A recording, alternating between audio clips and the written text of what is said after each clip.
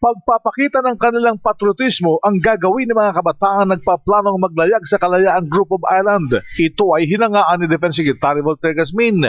Hindi naman umano niya pinagbabawalang gawin ito ng mga kabataan.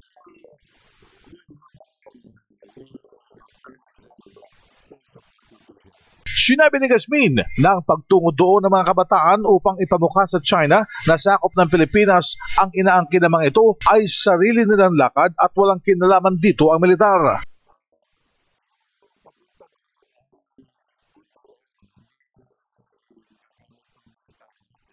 Nabatid na pangungunahan ng dating Marine Captain Nicanor Faeldon ang opisyal na nasangkot sa Okmod Mutiny noong panahon ng Arroyo Administration ang may 10,000 kabataan na mula sa 82 probinsya ng Pilipinas ang paglalayag sa Pag-asa Island sa November 30. Subalit kanya itong pinigil sa pagsasabing hindi ito ang tamang panahon na maglayag dahil sa magaspang ang mga alon ng dagat.